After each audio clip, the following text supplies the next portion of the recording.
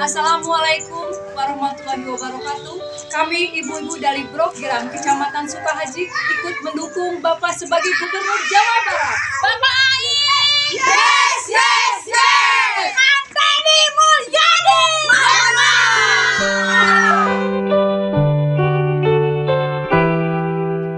Naon anu kaalaman jalan hirup rak lakonan rahayu panuntun indung ngadekeun lembur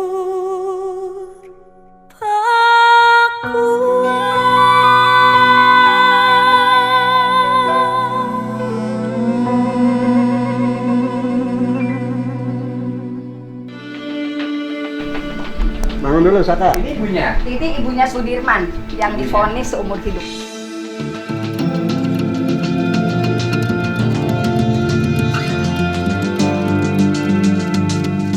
Ini bapaknya Sudirman. Oh, Sudirman. Sekarang Sudirman ditahannya di lapas Cirebon. Oh, di lapas Cirebon. Ini yang sudah bebas. Saka, ini Saka. Ya, yang di bawah umur.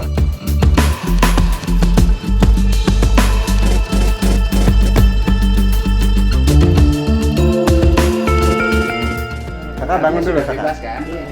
Sudah dibebaskan. Anak bapak nama lengkapnya siapa? Sudirman aja. Sudirman. Iya, Sudirman. Waktu peristiwa usianya berapa? Usia 20. Pada usia 20 tahun itu kerjaannya apa? Ya emang di rumah aja, bantu. Di rumah? orang tua. Iya. Aktivitasnya di rumah aja? Iya, dan di Punya rumah. keterbelakangan mental? Ya itu kalau sama orang tua jarang ngomong, jarang ngobrol gitu. Tapi bergaul biasa? Enggak, kalau sih cuma di rumah aja, Di rumah? Iya. Tidak pernah bergaul berteman? Ya paling-paling ke musola aja. Ke musola? Rajin ke musola? Ya, rajin. Terus punya grup teman nggak? Enggak. Punya kelompok? Enggak, paling-paling yang main sebentar nanti enggak sampai lama-lama. Punya geng? Enggak makin. Bukan anak geng sih. Suka naik motor? Ya jarang-jarang kan baru belajar itu. Baru bisa Bapak ketika Baru bisa. ditangkap tuh naik motornya belum benar, baru bisa masih. Biar gampang. Ketika ditangkap, Dia baru banget baru belajar motor. motor? Iya. Oh, waktu ditangkap baru belajar Baru motor? belajar, baru bisa belajar. Baru bisa belajar Iya. motor. Pada waktu peristiwa itu, anak Bapak di mana? Di rumah, ada di rumah. Hah? Ada di rumah waktu itu. Waktu kejadian? Iya di rumah. Anak Bapak ditangkap berapa hari setelah kejadian? Kasih 3 hari. 3 hari. Jadi peristiwa kecelakaan itu ditemukannya kecelakaan tanggal 27. Waktu awalnya ditemukan kecelakaan. Tanggal 27 awal. Agustus Tahun tahun 2016. 2016. Nah, anak-anak itu yang ada di situ ditangkap pada tanggal 31 Agustus 2016. 31 Agustus 2000. 3 hari kemudian. 3 hari kemudian. Waktu ditangkap Bapak sikapnya gimana? Saya kaget. Saya kan lagi pulang kerja, saya tahu nggak ada anaknya kemana. Tanya lagi ngumpul di sana di depan SMP 11. Nah, terus? Kok sampai jam 5 belum pulang? Kok tahu rame-rame itu pada dijemput sama polisi, ditangkap. Nah, terus? Waktu BAP? Atau BAP bagaimana maksudnya? Ya waktu diperiksa? Dari awal tidak didampingi pengacara. Sampai? Nah, waktu itu kan saya kan Menjelang sidang baru gitu. Oh. waktu saya itu kan paginya saya kan ke Jadi waktu dari mulai penangkapan, Iya. kemudian sampai selesai lah ya seluruh prosesnya, tidak didampingi kuasa hukum. ya belum. Di sidang baru ibu dampingin. Iya. Menjelang Baru. sidang. Iya. Menjelang sidang baru dampingin. Iya. Karena pertama keawaman, kedua ketidakmampuan. Bukan, sebetulnya kan ketika ditangkap saya sudah berusaha datang ke Polres. Cuman waktu itu sudah tidak bisa ketemu karena informasinya sudah dibawa ke Polda. Jadi memang kita nggak bisa ketemu. Kita datang ke sana pada tanggal 6 September gitu. Itu juga tidak, ternyata kan itu sudah proses BAP Pak. Jadi dari awal memang kita sudah berusaha ketika 87 ya, karena kalau yang satu orang kan sebetulnya dia sudah masuk ada di dalam. Rivaldi itu sudah ada di dalam atas perkara lain. perkala membawa sajam. Dia sudah ada di dalam pada sejak tanggal 30. Oleh Rivaldi. Tanggal 31 anak ini ditangkap. Tapi dalam tuntutan itu dijadikan satu seolah-olah saling mengenal. Padahal Rivaldi sih nggak kenal dengan, kalau 7 ini kan kenal karena memang rumahnya berdekatan. Nih, yang 7 kenal. Kenal karena berdekatan. Satu Berdekatan. Kalau Rivaldi kasus berbeda. Kasus berbeda. Kepemilikan senjata tajam. Punya Rivaldi. Dia di jalan, Iya. ditangkap. Kemudian Ya. kemudian menjadi satu Menjadi kesatuan. satu tuntutan.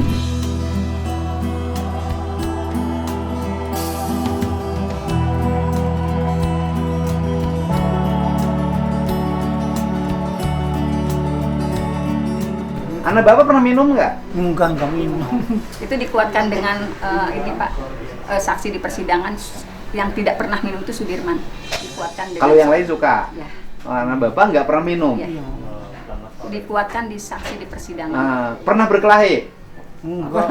Bocing orang. Pernah punya pacar? Ya belum lah. Pernah sakit hati sama pacar? Ya nggak tahu diem aja. Diam aja, susah nebaknya ya. Ya iya kalau di rumah mereka sama orang tua paling diem. Sama bapak nggak pernah galak? Yang enggak paling galak kalau sekolah, nama kamu sekolah. Oh, di sekolah galak? Ini ada. Oh, kejam gitu. Tapi misalnya minta uang nggak dikasih dia marah. Enggak, diem aja. Minta dibeliin motor nggak dibeliin dia marah. Enggak, jarang beli motor enggak. Oh. Jadi seumur hidup berarti sekarang umurnya 28 tahun. Iya. Bapak suka nengok? Ya suka kalau pas ada waktu terus ada uangnya ke sana gitu. Oh, kalau ada waktu ada uang. Iya kan Ya. kalau sana kan duduk harus bawa ini itu makanan, masakan. Sikap dia sekarang kalau ditanya ngerti Ya, peristiwanya? mendingan agak soalnya di sana kan banyak pergaulan jadi ngomongnya benar. Bukan, kalau ditanya sama bapak, saya tidak mau mencampuri urusan peradilan ya. Iya, iya. Hakim punya keyakinan, penyidik punya keyakinan. Iya. Cuman saya nanya anak bapak, Ya. dia kalau tanya sama bapak ngaku nggak pernah itu nggak? Enggak ngaku, saya aku cuma disuruh ngaku gitu aja. Di persidangan Dipaksa. juga gitu Pak. Uh-uh. Saya tuh disuruh mengaku begini-begini. Di persidangan juga Sudirman bahasanya gitu. Oh. Saya disuruh mengaku. Saya fakta persidangan ya Pak. Kalau saya kan ngomong fakta persidangan. Mm-mm. Jadi saya disuruh mengaku. Tapi kan hakimnya memvonis. Berarti kan punya dasar. Itu karena pengakuan karena aku udah dipukulin Pak. Tadi kan saya waktu sorenya ditangkapin saya paginya ke sana ke Polres ya. Dan saya nanya mana Pak surat penangkapan Pak. Nanti nunggu pengembangan. Udah masuk di HP udah hancur semua baru kasih surat penangkapan itu. Baru ada surat penangkapan. Baru udah manding HP tuh mata hancur orang 8 tuh. Yang 8 hancur. Gua semua Wajahnya? Iya wajahnya. Anak bapak hancur? Iya.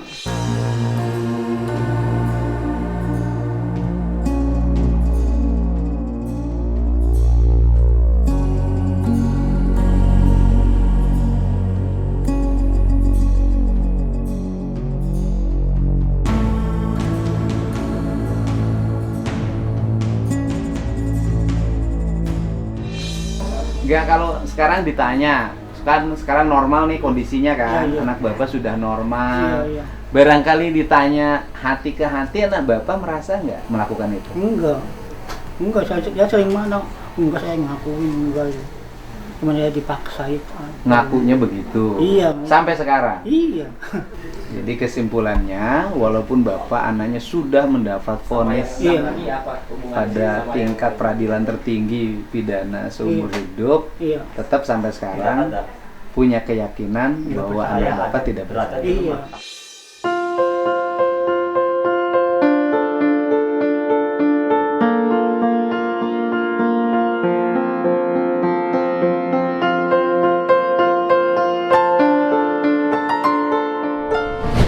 Berkembang lagi kan isu kan, ada 3 orang yang DPO, kan gitu loh ceritanya Bu ya. Nah, kan ada 3 orang yang DPO yang dikaitkan dengan tokoh politik, dikaitkan dengan anak anggota polisi, segala macam dikaitkan.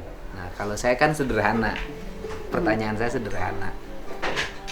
Kalau itu temennya gitu kan sederhana kan, kalau itu temennya Saka, yang 3 orang tuh kan pasti kenal dong.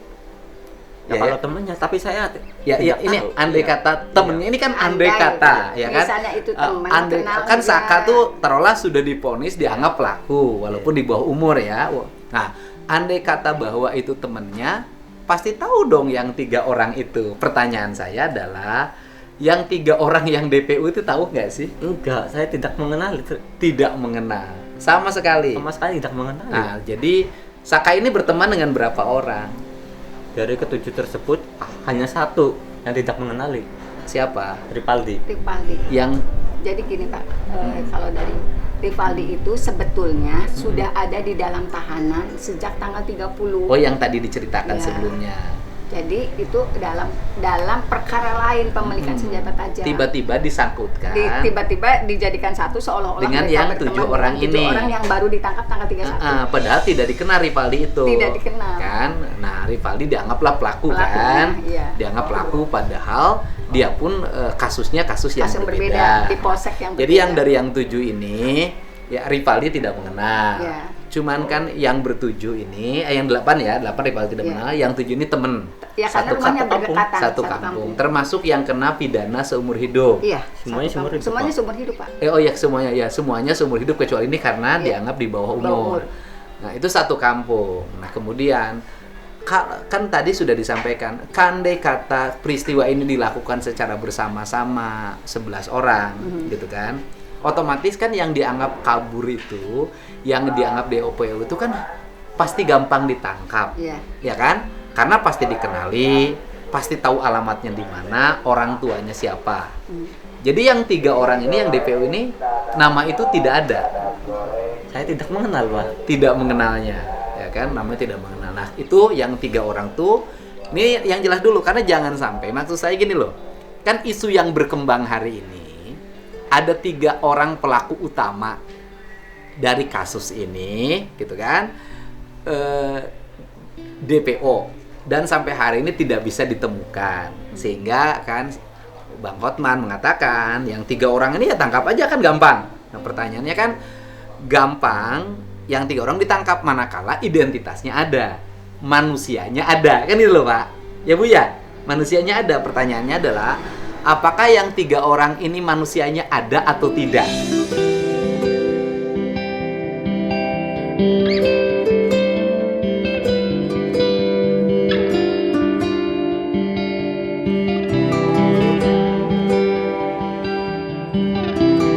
Jadi yang pertama bahwa yang 3 orang yang DPO itu, sekali lagi, kalau itu dilakukan secara bersama-sama, ya kan, dengan Adinda ini, pasti Adindanya kenal. Harusnya. Ya kan, pasti, kalimatnya Pasti. udah pasti. Harusnya. Pasti adiknya kenal kan, pasti rumahnya tahu. Gitu loh, rumahnya tahu. Terus kemudian ininya tahu. Ternyata kan tidak dikenal. Karena ini punya teman hanya bertujuh. Yang berikutnya kan pada akhirnya sekarang yang bertiga menjadi dicari oleh banyak orang, ya kan, oleh netizen, oleh siapapun dicari dan dianggap backingnya kuat, segala macam kuat kan. Segala anaknya ini. Kalau menurut saya hari ini kita objektif aja, di zaman sekarang siapa sih yang jadi backing kuat?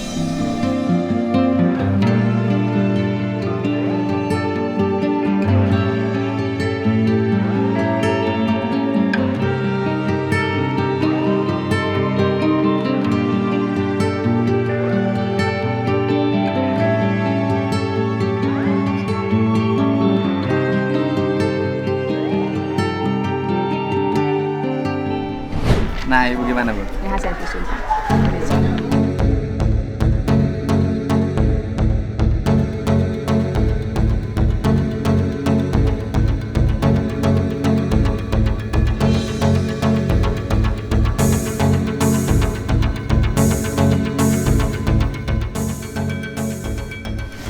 Ibu boleh bacain visum. Kesimpulan ya Pak. Kesimpulan. Ini semuanya ini hasil visum. Sebentar Pak. Nah ini udah otopsi ya Pak, hasil otopsi. Oke. Ya. kesimpulan hasil visum ini hasil otopsi. Hasil otopsi berarti mayat itu jenazah sudah dikuburkan kemudian digali kembali. Oke. Hasil otopsinya. Kesimpulan pada mayat laki-laki berusia sekitar 16 tahun ini tampak mayat dalam kondisi membusuk, terdapat tanda-tanda trauma tumpul pada kepala berupa patah tulang atap tengkorak bagian depan dan belakang, patah tulang dasar tengkorak, patah tulang rahang atas dan patah tulang rahang bawah yang dapat mengakibatkan kematian.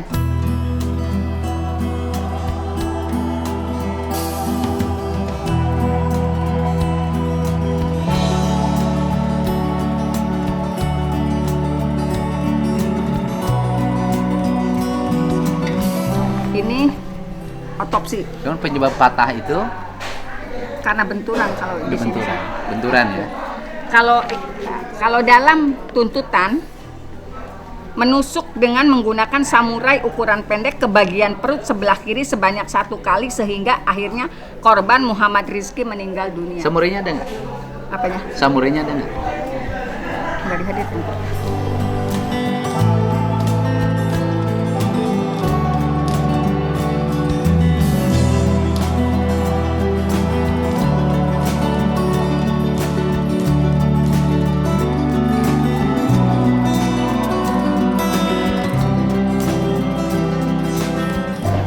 Kan di situ bahwa pembunuhan terjadi itu karena ditusuk pakai samurai, Kan ya nggak ada kan? darahnya Pak, jadi nggak dihadirkan. Ya kan, samurainya ada nggak? Ada, Pak. Terus kan ada sidik jari di samurainya. Nggak tahu Pak. Sidik jari samurainya ada nggak? Nah, kalau begitu jangan cerita Pak, harusnya yang membuktikan jaksa Pak. Ya, ini Saya nggak, ini penjelasan fakta. dari Penjelasan pengacara.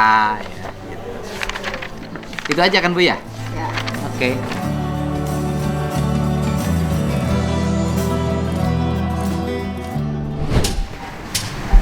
Mungkin banyak orang yang bertanya kenapa saya sampai turun ke Cirebon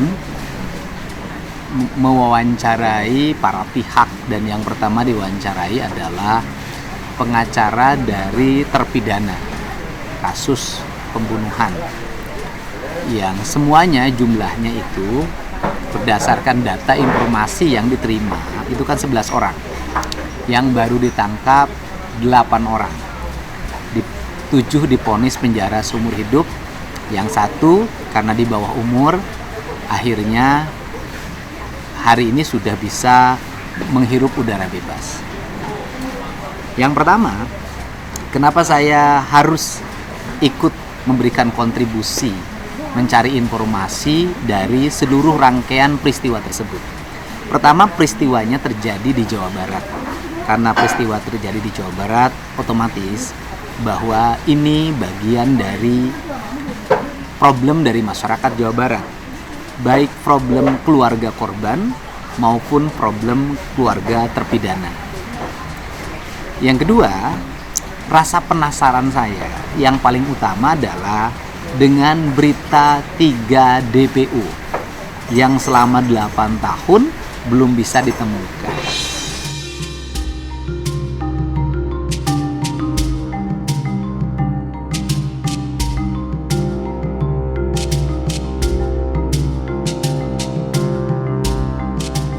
Sehingga dalam pikiran saya, kok susah amat 3 orang DPO yang orang Cirebon itu tidak bisa ditemukan selama 8 tahun. Problemnya apa? Nah, kemudian muncul berbagai simpang siur berita. Problem dia keluarga pejabat, keluarga petinggi Polri dan sejenisnya. Dan itu kan melahirkan banyak rumor, multi tafsir, akhirnya orang saling berprasangka buruk. Dan ini harus segera dituntaskan. Maka saya mencoba menemui terpidana dari kasus tersebut, hanya sekedar ingin bertanya siapa 3 DPO yang belum ditemukan itu, karena kan beritanya yang melakukan pembunuhan ini adalah salah satu kelompok atau komplotan atau geng motor, kan beritanya seperti itu. Tetapi ketika saya melakukan pembicaraan saya juga tidak ada unsur menekan, lebih saya membawa canda agar orang bersikap jujur dan secara tidak sadar dia bisa terlihat dari wajahnya, dari bahasa tubuhnya dan sejenisnya, dan saya tidak berhak melakukan penilaian atas itu karena saya bukan penyidik. Saya hanya orang untuk mencari informasi saja. Dan ternyata kan tidak bisa menjawab, tidak mengenal. Jangankan mengenal 3 DPO itu, mengenal satu orang yang menjadi otak pelaku yang membawa samurai saja, itu tidak kenal.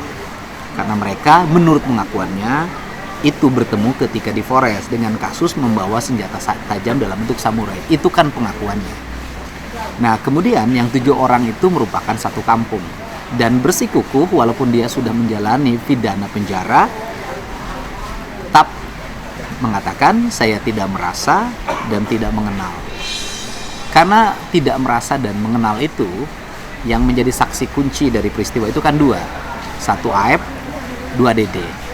Domisilinya di Cirebon dan di Bekasi. Bagi saya itu kan hal mudah untuk mencari alamat itu. Nah, hari ini kita mendapat kabar yang baik. Kabar baiknya adalah salah satu DPO itu ditangkap oleh jajaran Polda Jabar.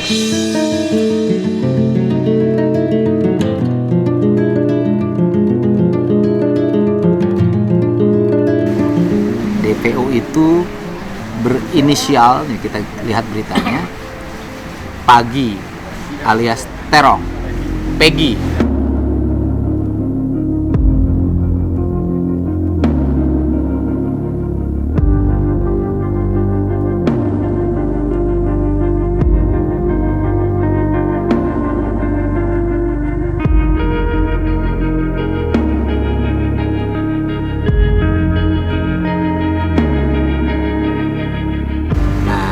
Ini kan kabar baik, kabar bagus.